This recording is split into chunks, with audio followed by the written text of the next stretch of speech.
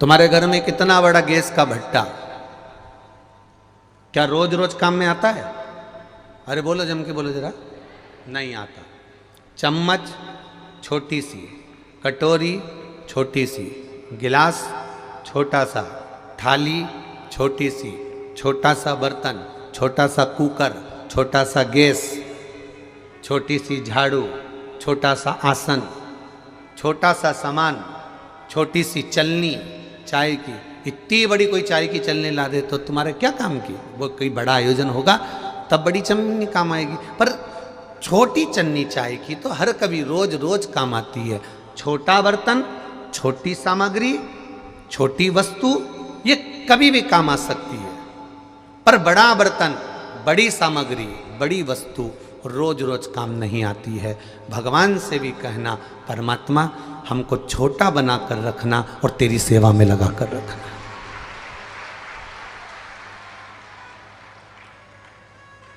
हमें छोटा बना कर रखना और तेरी सेवा में लगा कर रखना, तेरी सेवा से दूर मत करना। ज़्यादा बड़ा बना दोगे, ज़्यादा बड़े हो जाएंगे तो फिर वो बड़ा बर्तन, बड़ा भगोना, बड़ी परात कभी कभी काम आती है। जब कहीं कुबेरेश्वर धाम पर कथा हो तो बड़ा बर्तन निकल कर बाहर आता है, छोटा बर्तन नहीं है। मंदिर बनाने में करोड़ों रुपए लग जाते हैं, मंदिर बनाने में लाखों रुपए लग जाते हैं। मंदिर बनाने में करोड़ों लाखों रुपए लोग लगा देते हैं, मंदिर की शोभा बढ़ा देते हैं, मंदिर सुंदर बन जाता है। पर मंदिर की सबसे ज्यादा सुंदरता उस पूरे बने हुए मंदिर की रौनकता केवल एक ही चीज पे टिकी रहती है। मंदिर के शिखर पर जो गुम्मत चढ़ी होती है, पीतल का कलश चढ़ा होता है, सबसे ज्यादा मंदिर की रौनक उसी पर टिकी होती है। करोड़ों का बना दिया। अब मंदिर इतना विशाल है और उसमें शिखर जो छोटा सा लगा हुआ है, उस शिखर से मंदिर की रौनक है, उस शिखर से मंदिर की रंगत है। पूरे मंदिर का भी छोटा सा अंश है वो शिखर, छोटा सा अंश।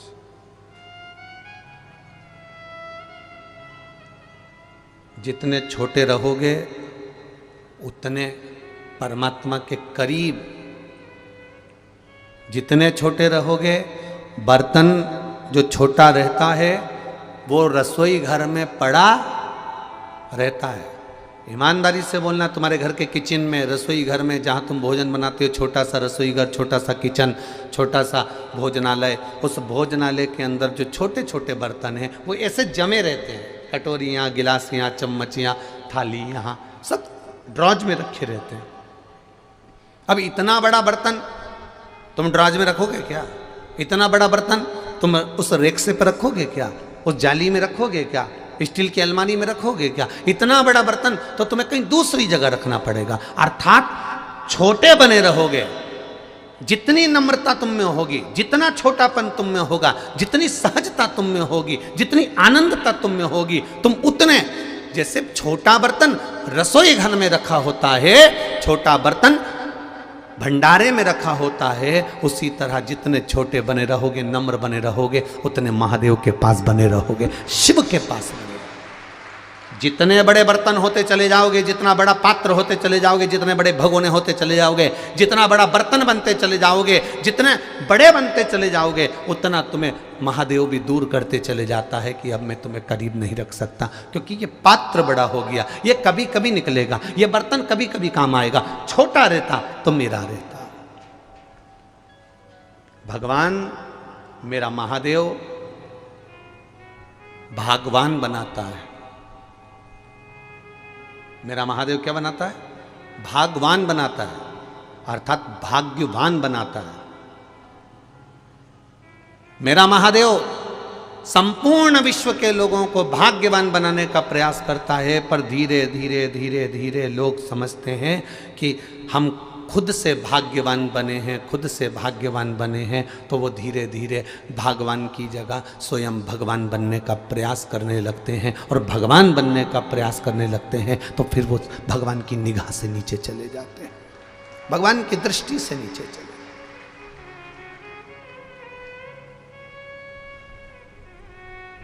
आप करो भजन, आप करो स्मरण, आप भगवान की भक्ति को जितना धारण कर सकते हो करो। ये कुबेरेश्वर धाम की पावन कथा कर रही, अपने निर्मल मन को भगवान के चरणों में छोड़ने का प्रयास करो। हम तुमसे ये कभी नहीं कहते कि तुम 24 घंटा जाकर मंदिर में बैठ जाओ, या 24 घंटा जाकर कथा में बैठ जाओ, या 24 घंटा जाकर तीर्थ में बैठ जाओ। ना ना ना ना, अपने घर में रहो। हम तो कई बार कथाओं में कहते हैं कि छोटे छोटे बच्चे अगर तुम्हारी गोदी में हैं तो उनको लेकर कथा में मत पहुंचो। घर में बुजुर्ग माता पिता बीमार पड़े हैं तो तुम कथा में मत पहुंचो। क्यों? वो छोटे बच्चे की सेवा कर लोगे, वो बुजुर्ग माता पिता की सेवा कर लोगे तो सीहोर वाला महाराज की शिव पुराण का फल वैसे ही मिल जाएगा।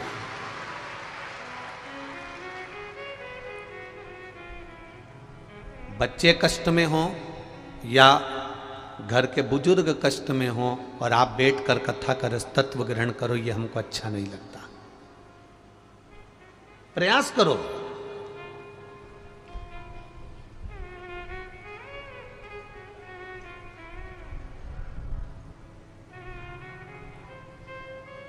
उससे विनती करते रहो, तेरी कृपा चाहिए, पर बड़े बनकर कृपा नहीं। एक बड़ा बेटा होता है, एक छोटा बेटा होता है। बड़ा बेटा थाली लेता है, एक जगह बैठकर भोजन करते रहता है। छोटा बेटा का काम क्या होता है? माँ उसको रोटी में घी लगाती है, नमक मिर्ची लगाती है, फिंगर बनाती है, उसके हाथ में पकड़ा देती है, बच्चा खाता रहता है।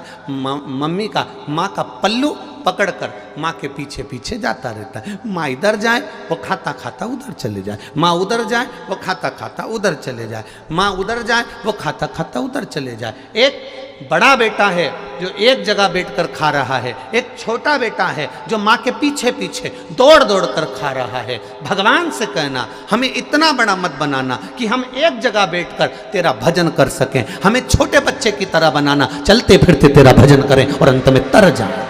इतना छोटा बनाना।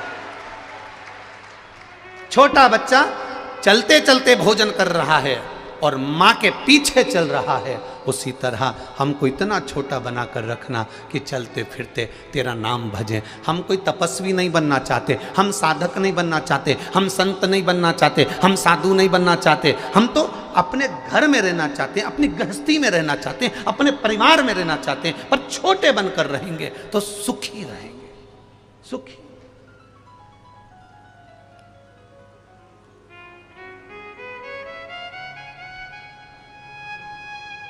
अभी बरहानपुर की कथा में एक बात कही थी, आपके स्मरण में होगी। जितने बड़े बनते चले जाते हैं, जितने बड़े बनते चले जाते हैं,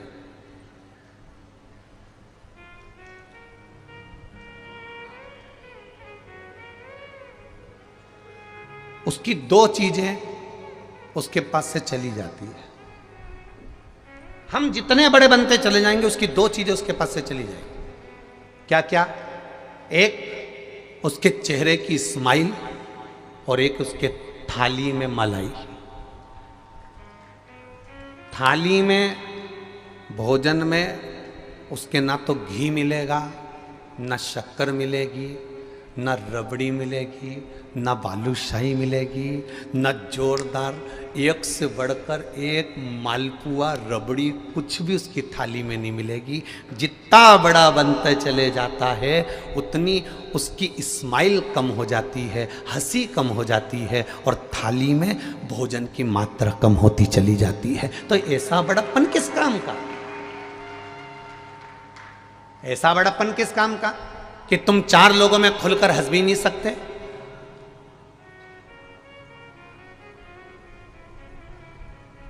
अब बहुत ऊंचे पद पर बैठे और एकदम खिलखिला के हंस दिए तो तुरंत लोगों ने मोबाइल में फोटो बना करके दिया, बताओ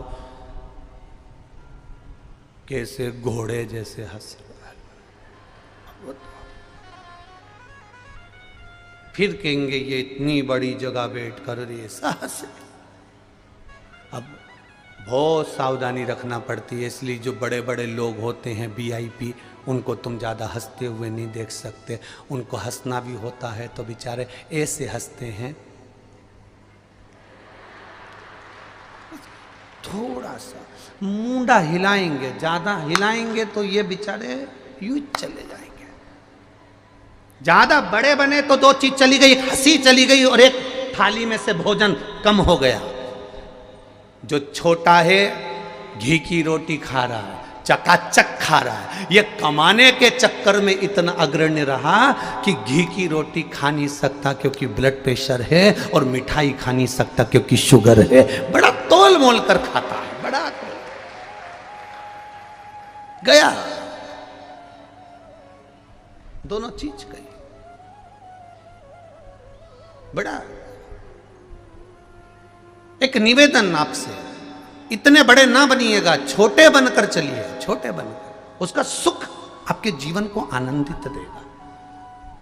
इसीलिए आपको कथा में पहले भी कहा, बरहानपुर की कथा में कहा, परभणी की कथा में कहा, मालेगांव की कथा में कहा कि आपके पास में छोटा बच्चा है, छोटे बच्चे हैं, छोटे छोटे बच्चे हैं, या घर में बुजुर्ग माता पिता हैं, या वो बीमार माता पिता हैं, तो ये व्यासपीठ हमेशा कहती आई है, पहले उस बच्चे की परवरिश करो, पहले उस माता पिता की सेवा करो, तुम्हें कथा सुनने की जरूरत नहीं पड़ेगी, भोलेनाथ तुम्हारे पास पहुंच जाएगा। ये व्यासपीठ पहले भी कहती आई, आज फिर कह रही है, करो सेवा।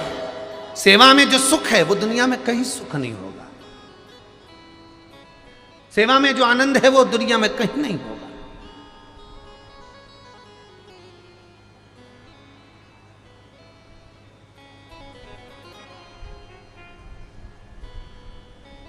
महाराज, तेरी कृपा बिना ना हिले एक भी अणु, लेते हैं श्वास तेरी कृपा से तनो तनो। हे गंगधार मुक्ति द्वार ओमकार तू, भोले ओमकार तू, आयो शरण तिहार शंभो तार तार तू।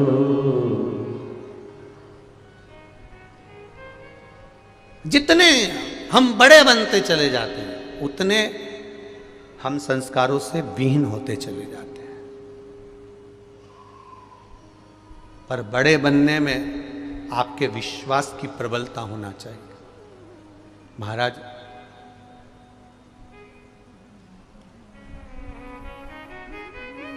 जैसे जैसे बड़प्पन मुझे बहुत अच्छा लगा, अभी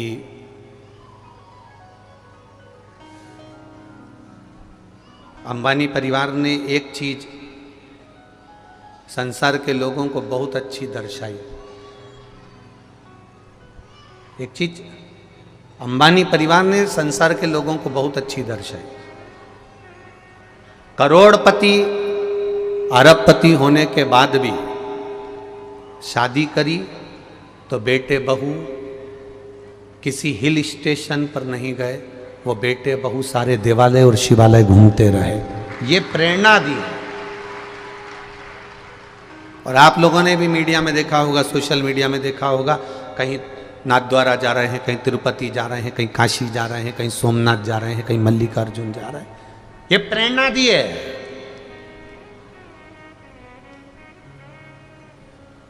जब व्यक्ति बड़ा होता है तो कपड़ा छोटा होता है और कर्म नीचा होता है, ध्यान रखना। जब व्यक्ति बहुत ओहदे पर पहुंच जाता है, जब व्यक्ति बहुत पैसे वाला हो जाता है, धनपति बनता चले जाता है, करोड़पति बनता चले जाता है, जिसके पास में वैभव आने लगता है, उसका धीरे धीरे कपड़ा छोटा होने लगता है। पहले फुल पैंट पहनता था, पैसा ज्यादा आ गया, हाफ पैंट पे आ गया, और पैसा जितना जितना पैसा बढ़ेगा उतनी उतनी पैंट छोटी होती चली जाएगी। जितना जितना पैसा बढ़ते चले जाएगा उतना उतना कपड़ा छोटा होते चले जाएगा, और कपड़ा छोटा होगा और कर्म नीचा होते चले जाएगा।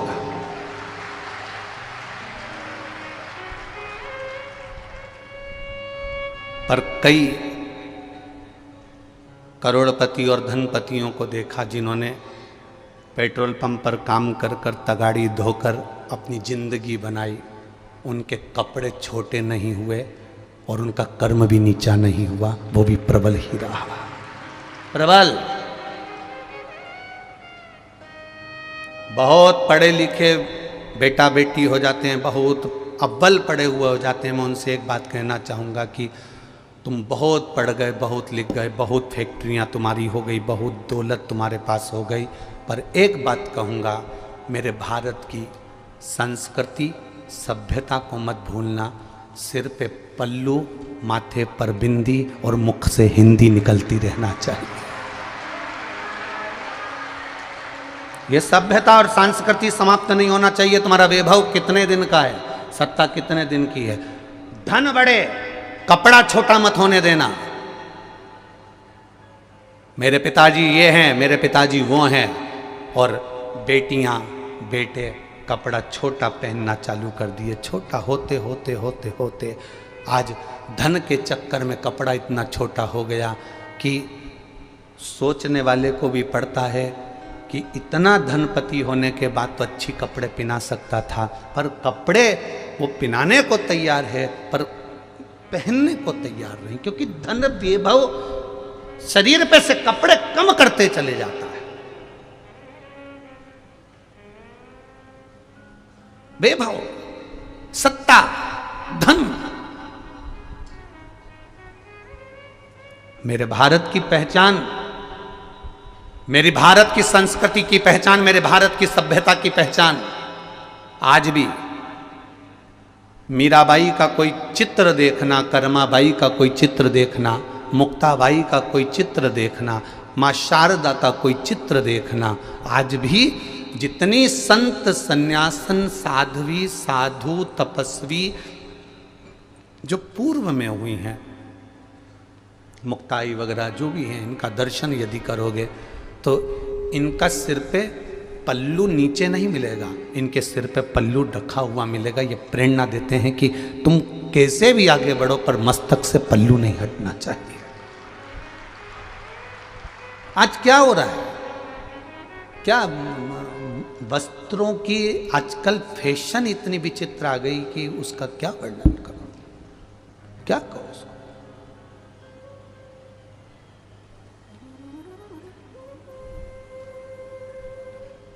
बहुत सोचिएगा।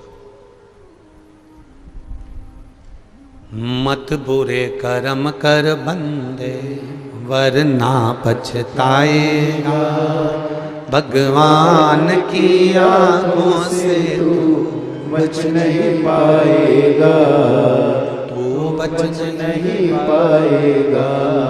इसलिए कर्म की प्रधानता को मानकर ये ना सोचे कि वैभव बहुत हमारा है तो हम वस्त्र कैसे भी पहनेंगे चल जाएगा। ना ना ना ना, उसको धारण करना है तो हमें हमारी भारत की सभ्यता से, हमारी संस्कृति से धारण करो। पहनो, पहनावा पहनने को मना नहीं, पर जो लायक हो वो पहनो। अब ऐसे तो कितना गाना गाते हैं जब दूल्हा स्टेज पे आता है।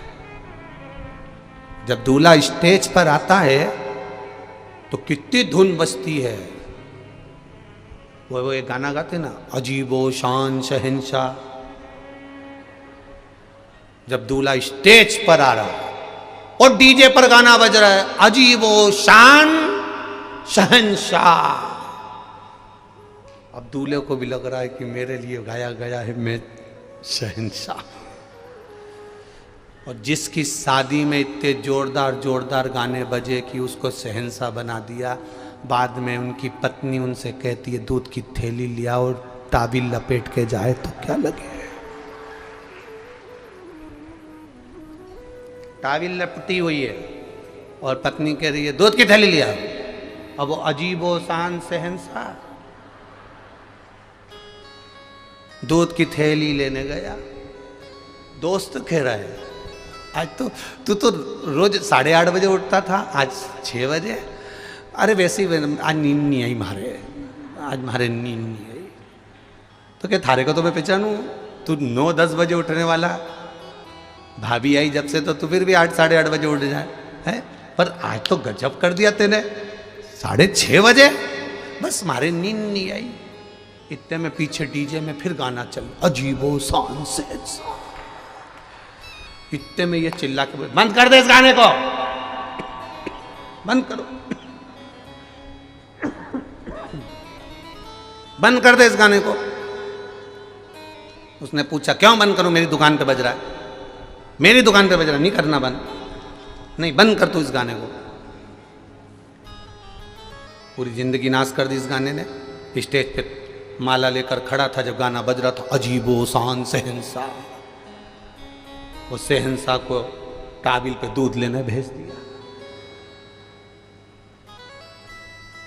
ना ना, हमारी भारत की सभ्यता संस्कृति ये ज्ञान देती है कि आपके मस्तक पर रखा हुआ वो वस्त्र का टुकड़ा, आपके मस्तक पर रखा हुआ वो एक छोटा सा चीर, आपके मस्तक पर रखा हुआ एक छोटा सा वो कपड़ा, वो साधारण नहीं है, वो आपके पूर्वजों का हाथ आपके सिर पर रखा हुआ है। वो आपके पूर्वजों का हाथ आपके सिर पर रखा है।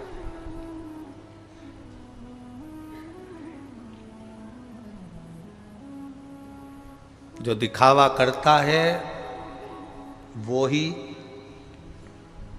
जाता है। जो मंगल सूत्र सिर पे पल्लू हो और मंगल सूत्र भी अंदर ढका हुआ हो तो किसी के बाप में दमनी की चोरी करके बता दे। पर आदत पड़ी है ना, अब आदत पड़ी तो दिखना तो चाहिए, तो बस दिखावे में पड़ा नहीं तो हो गया। जितना जितना दिखावे में पड़ोगे ना उतना उतना उतना उतना चले जाओ। दिखावे में पड़ा हुआ श्रेष्ठता नहीं है। जितना दिखावा करोगे उतना दुख पाओगे। एक छोरी गार्डन में बैठ के बोल रही थी, बस तुम क्यों चिंता करते हो, अपन दोनों की शादी हो जाए, बस अपन दोनों की शादी हो जाए, तुम्हें चिंता करने की जरूरत नहीं, मैं पूरे घर को स्वर्ग बना दूंगी। अब ये घर को स्वर्ग बनाने चली और घर में रहने वालों को स्वर्गवासी। तुम क्यों चिंता करते हो, बस एक बार अपनी शादी हो जाए, मैं घर को स्वर्ग। कोई कोई मंगेतर ऐसी बात करती है और कोई कोई मंगेतर, एक मंगेतर का पत्र आया देखो,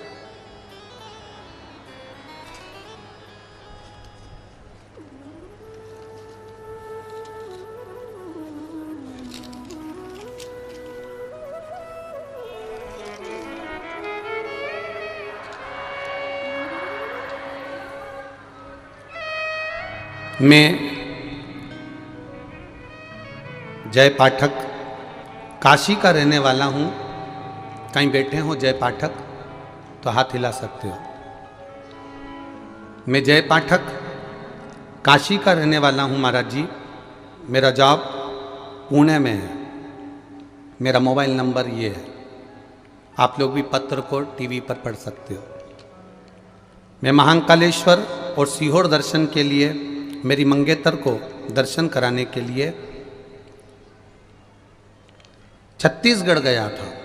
वहाँ हम यहाँ कुबेरेश्वर धाम आए हैं। महाराज मैं बाबा का क्या बखान करूँ महाराज जी। मैं 10 से 12 साल से गुटखा खाने की लत थी। 10 से 12 साल से गुटखा खाने की लत थी महाराज। बाबा की कृपा ऐसी हुई महाराज जी, मेरी मंगेतर ने शिवजी के मंदिर में ले जाकर एक दिन मुझे खड़ा करा और शिवजी पे से एक बेलपत्र उठाकर मुझे दिया और एक बेलपत्री मुझे शंकर जी की दे दी और उसने एक ही बात कही, आप शिव मंदिर में आए हो।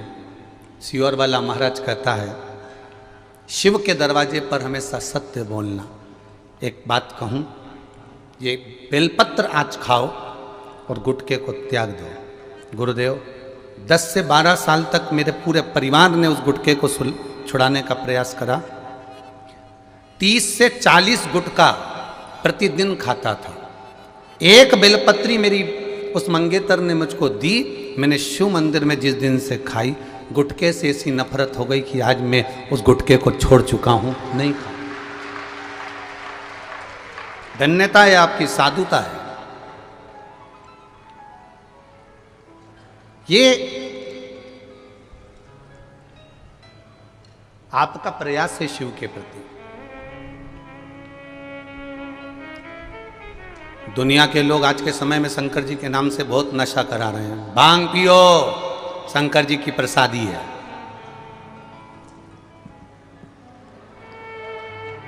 लगाओ दम और मिटाओ गम, शिव जी की प्रसादी।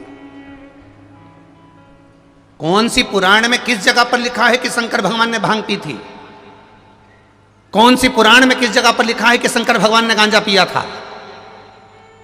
कौन सी पुराण में किस जगह लिखा है कि शंकर भगवान ने चिलम लगाई थी? तुम्हें शौक है इसलिए तुम देवताओं को बदनाम करते हो। मेरा महादेव कभी गलत काम नहीं करता। मेरा महादेव कभी गलत काम नहीं करता, क्योंकि मेरा महादेव प्रेरणा देता है। अगर गलत काम करते होते मेरे महादेव तो पहला झगड़ा होता अमृत के लिए। मैं विष नहीं पीऊंगा, मुझे अमृत ला के दो।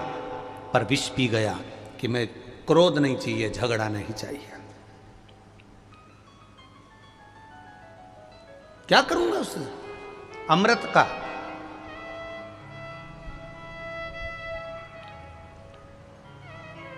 क्या करूंगा उसका?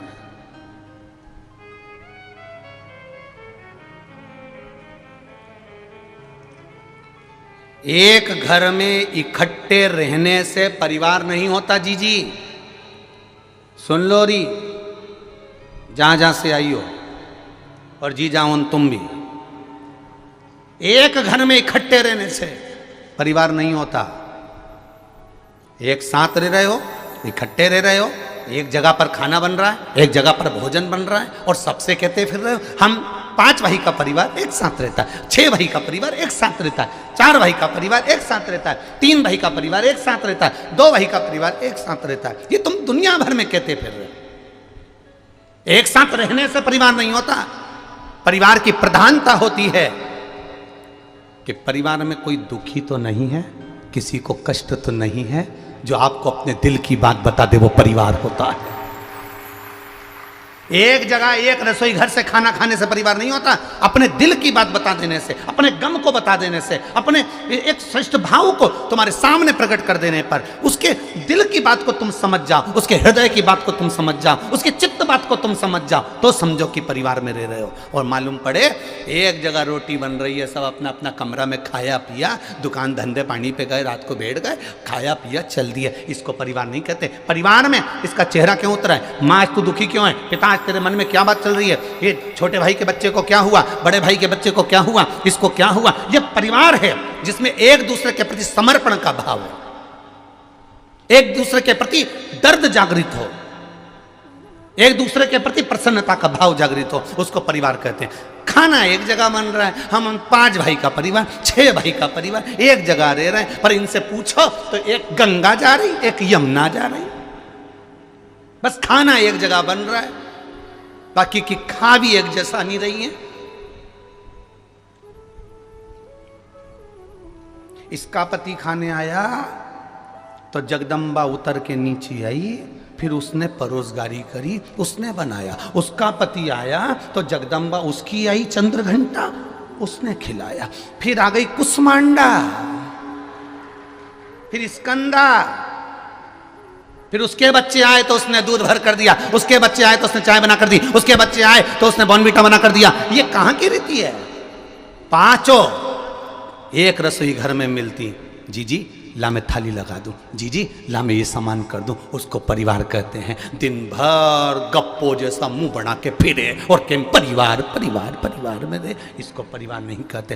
प्रसन्नता जिस परिवार में होती है उसकी परिवार की उन्नति परमात्मा स्वयं करता है, स्वयं।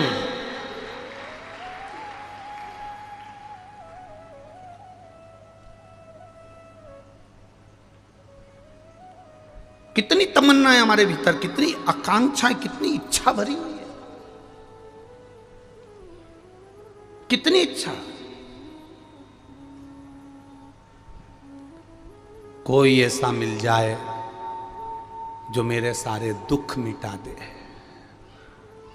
इस चक्कर में तुम कभी कुबेरेश्वर धाम मत आना कि कोई ऐसा मिल जाए जो तुम्हारे दुख मिटा दे।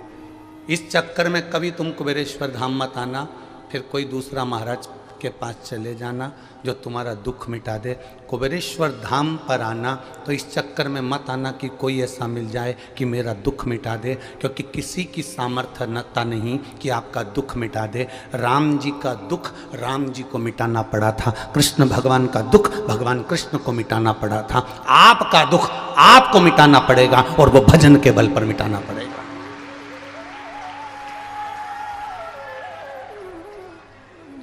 इस चक्कर में मत आना कि आपका दुख सीहोर वाला महाराज काट देगा। ना ना ना ना, पहले भी कहा, आज फिर कर रहे हैं, तुम्हारे दुख को तुम्हें काटना है। कुछ चीजें ऐसी होती हैं जो व्यक्ति को खुद करना पड़ती है। पहली छींक, तुम्हें छींक आ रही है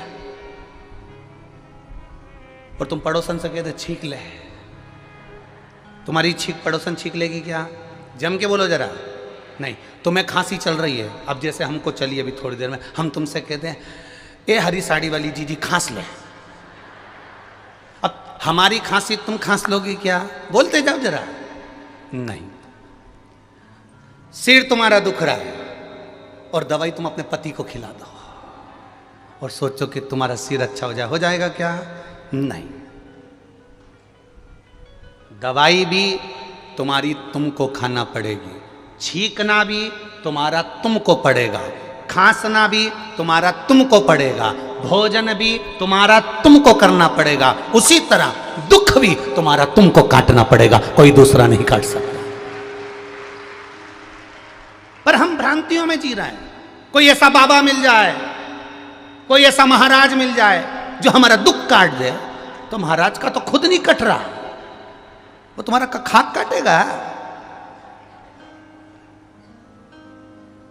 अपना दुख अपने को काटना, कैसे कटेगा?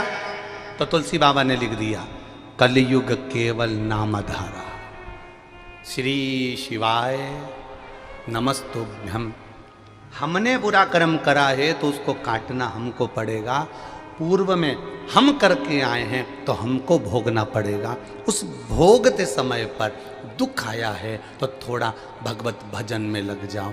राम जी ने एक काम सबसे प्रबल करा, जब उनको वनवास मिला, राम जी को 14 वर्ष का वनवास मिला, मेरे राम जी महाराज कहीं नहीं गए। आज के व्यक्ति की अगर 2 बार दुकान बंद हो जाए तो वो कहीं ना कहीं जाके पूछ लेता है कि ये बताओ, हमारी इतने दिन से हम दुकान चला रहे, हमारी दुकान क्यों नहीं चल रही? उतने में किसी ने कह दिया कि तेरे ही घर के लोगों ने करा है। अब बस यही दिमाग दौड़ता रहा कि मेरे को बुरा किसने करा होगा। समझ में आ गया, 3 दिन पहले मायके गई थी मेरी जेठानी, वो कुछ करवा के आई है। इतना अच्छा परिवार था, शंका में पढ़ पढ़ के सब नष्ट हो गया। राम जी को 14 वर्ष का वनवास मिला, राम जी किसी के पास नहीं गए। भगवान कृष्ण को ब्रज छोड़कर मथुरा जाना पड़ा, मथुरा छोड़कर भगवान कृष्ण को द्वारका जाना पड़ा। भगवान कृष्ण किसी के पास नहीं गए। भगवान कृष्ण और राम जानते थे कि हमारे कर्मों को हमें स्वयं काटना है। राम जी अयोध्या से चले तो जहाँ जहाँ रुकते थे शिवलिंग का निर्माण करते थे, पार्थिव शिवलिंग बनाते थे, पूजन करते थे, चलते जाते थे, फिर पूजन करते थे, चलते जाते थे। राम पथगमन भारत सरकार ने बनाया है। कभी मौका मिले तो उस राम पथगमन पर गाड़ी लेकर निकलना। आजकल तो ट्रेन भी चलने लगी राम पथगमन पर, गाड़ियां भी। राम पथगमन अयोध्या से लेकर लंका तक के बीच में राम पथगमन भारत सरकार ने बनाया। उस राम पथगमन पर कभी चल कर देखना, जितने मंदिर राम जी के नहीं मिलेंगे, जितने मंदिर हनुमान जी के नहीं मिलेंगे, पूरे राम पथगमन में अयोध्या से लेकर लंका तक के बीच में सबसे ज्यादा मंदिर मेरे देवाधिदेव महादेव के मिलेंगे। उस राम पदकमन में सबसे ज्यादा मंदिर मेरे महादेव के मिलेंगे। महादेव के मंदिर क्यों? राम जी जहां बैठते थे शिवलिंग बनाते थे, पूजन करते थे। राम जी जहां बैठते थे शंकर की आराधना करते थे। जो राम जी ने अपने हाथों से शिव की आराधना करी वो वहां स्थापना कर दिया। आगे बढ़े स्थापना कर दिया, और आगे बढ़े स्थापना कर दिया। राम जी स्थापना करते गए। एक जगह पहुंचते पहुंचते सबरी अम्बा के दरवाजे पर पहुंच गए। मातंग ऋषि की शिष्या के पास पहुंचे और मातंग बाबा की शिष्या उस सबरी अम्बा ने कहा, राम तुम यहां तक पहुंचे हो? हां। कहां जा रहे हो? मेरी धर्म पत्नी को कोई ले गया, उसको ढूंढने जा रहा हूं। अच्छा ठीक है, तुम्हारी धर्म पत्नी तुम्हें मिल जाएगी? जरूर। तब शबरी मां ने पूछा, इतने विश्वास से कह रहे हो कि मिल जाएगी, तो ये बताओ इतना विश्वास तुम्हें मिला कहां से? इतना विश्वास मिला कहां से? ये विश्वास कहां से आया कि कंकर में शंकर नजर आ रहा है? ये विश्वास कहां से आया कि ये विश्वास कहां से आया कि एक रुद्राक्ष के लिए एक दिन में 20 लाख से ज्यादा लोग यहां पहुंच जाए? ये विश्वास कहां से आया? ये दृढ़ता कहां से आई? ये भरोसा कहां से आया? ये विश्वास किसने पैदा कर दिया? ये भरोसा किसने जान दिया? तब मातंग बाबा की शिष्या पूछी, मां शबरी अम्बा, राम तुम विश्वास से कह रहे हो कि मुझे सीता मिल जाएगी, तो तुम इतने विश्वास से कह रहे हो तो विश्वास कहां से आया? राम जी कहते हैं, मैं अयोध्या से चला था, रोज प्रतिदिन सुबह उठकर एक शिवलिंग का निर्माण कर कर पूजन करता था। शिवलिंग नहीं बना पाता तो जो मंदिर मिलता उसका स्मरण करता था, शिव का दर्शन करता, एक लोटा जल समर्पित करता, श्रृंगार करता महादेव का, चलते जाता। बस वही शिव ने मुझे विश्वास दिया है और शंकर की आराधना मैंने करी है, तो ये मैं दिल से कह सकता हूं कि सीता भी मुझे जरूर मिलेगी। वो सीता नहीं है, वो भगवान राम की मंजिल तक पहुंचना था उनको, उस मंजिल तक मुझे। तो आप भी शंकर के मंदिर जा रहे हो, एक लोटा जल चढ़ा रहे हो, शिव जी पे बेलपत्र चढ़ा रहे हो, शंकर भगवान का गुणगान कर रहे हो, शिव मंदिर में झाड़ू लगा रहे हो, शंकर भगवान के मंदिर में पोछा लगा रहे हो, ये तुम्हारा विश्वास जागृत हो गया कि मुझे ये विश्वास है कि भोला सब दुख, ये मेरा विश्वास पक्का हो गया कि वो दुख काटेगा तो वही काटेगा। फिर वही वाली बात आ गई जो आपको मालेगांव में कही थी, बच्चा रोता है तो माँ कह देती है बाबा आ रहा है, बच्चे ने रोना बंद कर दिया। आधा घंटा बच्चे ने देखा चारों तरफ घूम घूम के, कोई बाबा नहीं आया, तो फिर चालू हो गया पे, फिर चालू हुआ तो माँ ने वो बाबा आया, बच्चा फिर चुप हो गया। फिर कहा, बच्चा फिर रोया तो कहे वो बाबा आया, बच्चा फिर चुप। अब जरा विचार करिए, चित्तवृत्ति में उतारिए। एक छोटे से बच्चे से कहा कि बाबा आ रहा है और बच्चा रोना बंद कर देता है, उसी तरह आप भी कहो बोल बम का नारा है और बाबा एक सहारा है। ये अपने भीतर उतारना, जब दुख आए, जब कष्ट आए, जब बीमारी आए, जब रोग आए, जब तकलीफ आए, जब कष्ट तुम्हारे सामने आ जाए, तब शिव मंदिर में जल चढ़ाते सोचना कि तू जरूर आएगा, मेरा बाबा आ रहा है, जरूर आएगा, ये निश्चित है, मेरे दुख को मिटा कर जाए। एक उसके भरोसे पर, एक उसके सहारे पर हम खड़े हैं, उसके इंतजार में।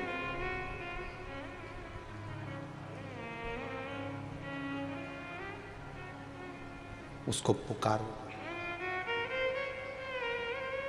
सुन के भक्तों की पुकार, होके नंदी पैसा काशी नगरी से आए मेरे भोलेनाथ। सुन के भक्तों की पुकार, होके नंदी पे सवार काशी नगरी से आए मेरे भोलेनाथ। सुन के भक्तों की पुकार, होके नंदी पे सवार काशी नगरी से आए मेरे भोलेनाथ।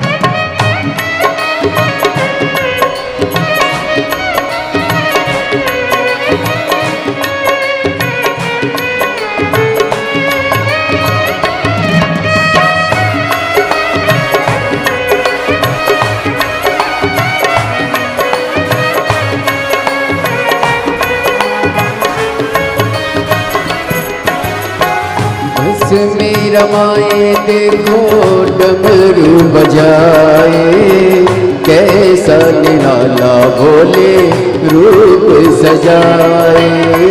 बस में रमाए देखो डमरू बजाए, कैसा निराला भोले रूप सजाए। ओ बस में रमाए देखो डमरू बजाए, कैसा निराला भोले रूप सजाए।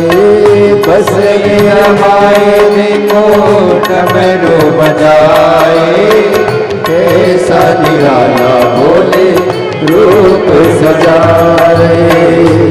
गले सर्पों का हार होके नंदी पे सवार, काशी नगरी से आए हैं मेरे भोलेनाथ। सुन के भक्तों की पुकार होके नंदी पे सवार, काशी नगरी से आए हैं मेरे भोलेनाथ।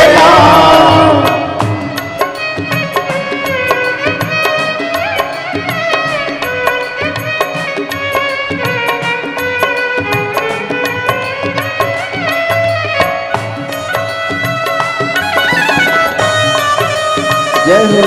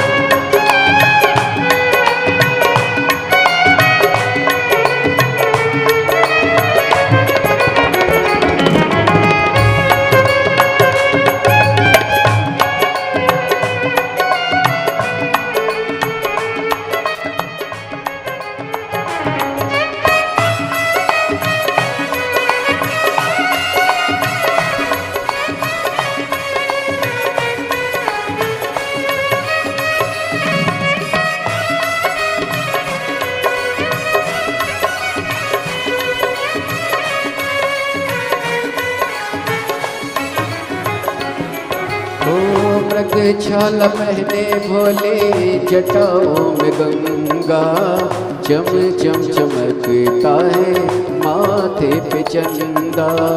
मृगशाला पहने भोले जटाओं में गंगा, चम चम चमकता है माथे पे चंदा। मृगशाला पहने भोले जटाओं में गंगा, चम चम चमकता है माथे पे चंदा। मृगशाला पहने भोले जटाओं में गंगा, चम चम चमकता है माथे पे चंदा। गौरा मैया करे सिंगार होते नंदी पे सवार, काशी नगरी से आए हैं मेरे भोलेनाथ। सुन के भक्तों की पुकार होके नंदी पे सवार, काशी नगरी से आए हैं मेरे भोलेनाथ।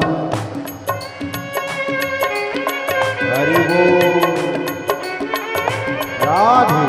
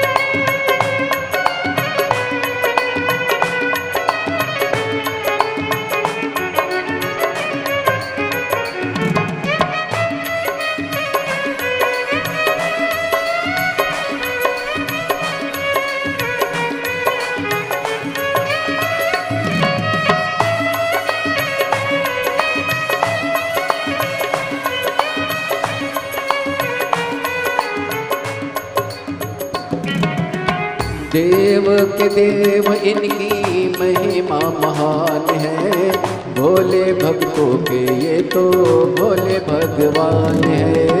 देव के देव इनकी महिमा महान है, भोले भक्तों के ये तो भोले भगवान है। भोले के देव इनकी महिमा महान है, भोले भक्तों के ये तो भोले भगवान है। करने भक्तों का उद्धार होके नंदी पे सवार काशी नगरी से आए हैं मेरे भोलेनाथ। सुन के भक्तों की पुकार होके नंदी पे सवार काशी नगरी से आए हैं मेरे भोलेनाथ। सुन के भक्तों की पुकार होके नंदी पे सवार काशी नगरी से आए हैं मेरे भोलेनाथ। होके नंदी पे सवार सुन के भक्तों की पुकार काशी नगरी से आए हैं मेरे भोलेनाथ। सुन के भक्तों की पुकार होके नंदी पे सवार काशी नगरी से आए हैं मेरे भोलेनाथ। हो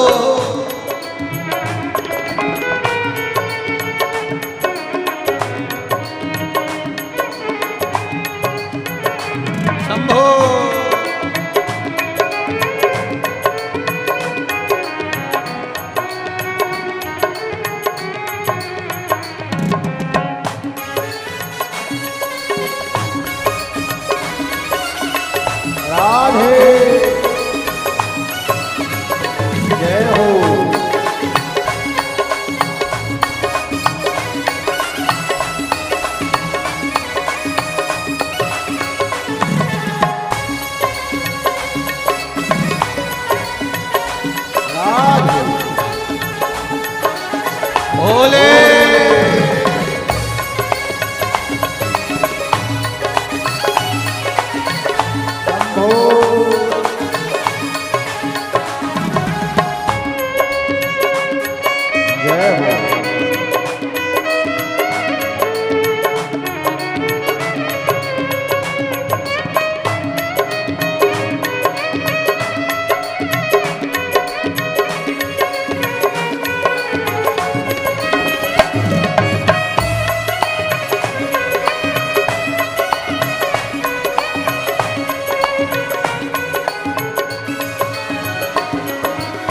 मृगछाला पहने भोले जटाओं में गंगा, चम चम चमकता है माथे पे चंदा। ओ मृगछाला पहने भोले जटाओं में गंगा, चम चम चमकता है माथे पे चंदा। मृगछाला पहने भोले जटाओं में गंगा, चम चम चमकता है माथे पे चंदा। ओ मृगछाला पहने भोले जटाओं में गंगा, चम चम चमकता है माथे पे चंदा।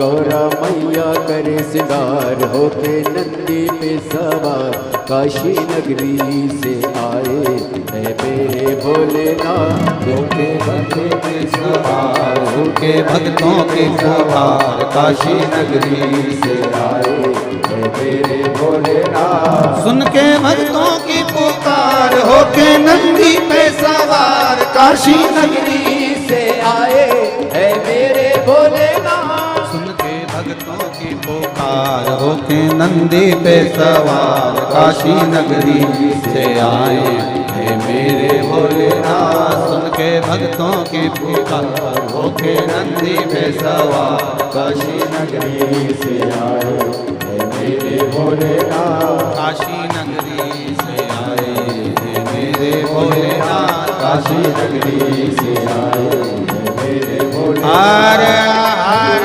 महादेव। अपने स्थान पर बैठकर भगवान देवज्ञ महादेव से प्रार्थना करें। अपने हृदय की बात दिल से बाबा देवज्ञ महादेव से कहें। भाव से कंकर शंकर की धरा, पुण्यमय आनंदमय भूमि, जहाँ शिव कंकर शंकर के रूप में विराजमान है। ऐसी पुनित पावन भूमि पर बैठकर दिल से अपने हृदय की बात जोड़कर बाबा से कहिए, श्री शिवाय नमस्तु, श्री शिवाय नमस्तु, श्री शिवाय नमस्तु, श्री शिवाय नमस्तु, श्री शिवाय नमस्तु। भोला सब दुख काटो मारा, ओ भोला सब दुख काटो मारा। शिव शंकर जपूं तेरी माला, भोले बाबा जपूं तेरी माला। भोला सब दुख काटो मारा, ओ भोला सब दुख काटो मारा।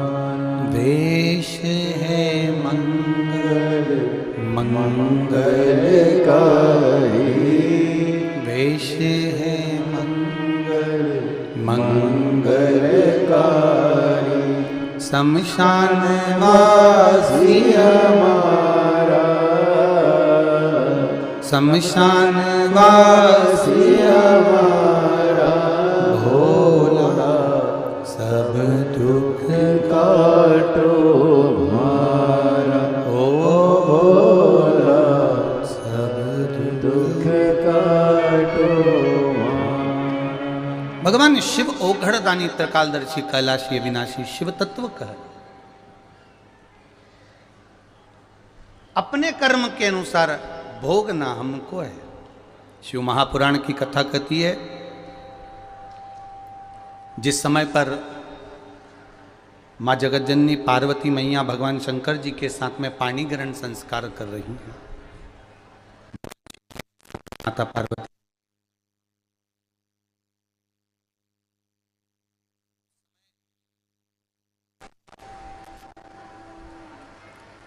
माता पार्वती जी भगवान शिव के साथ में जब पाणी ग्रहण संस्कार कर रही हैं, मंगल विवाह हो रहा है, उस समय पर माता पार्वती जी ने शिव जी से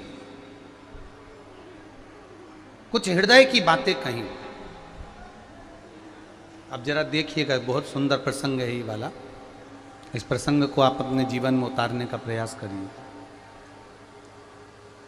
पार्वती जी ने भगवान शिव से अपने हृदय की कुछ बातें भगवान शंकर से कही। हे बाबा, हे देवादिदेव महादेव, त्रिकालदर्शी कैलाशी अविनाशी, हे शिव, आप जब शमशान से चले थे तो भस्म रमाकर, जटा जूट पहनकर, जटा रखकर, मृगछाला बांधकर, संपूर्ण भस्म आदि को लपेटकर आप मेरे दरवाजे तक आए।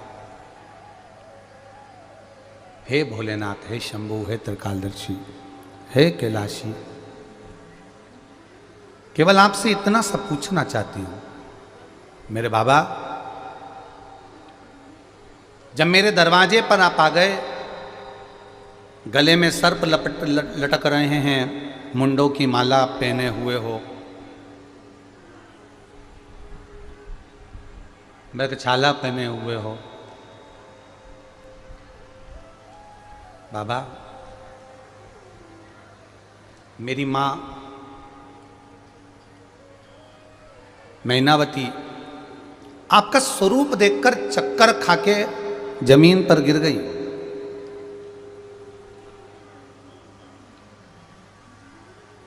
मेरी माता चक्कर खाकर जमीन पर गिर गई आपका केवल स्वरूप देखकर, केवल स्वरूप देखकर। तब आपने ये सारा रूप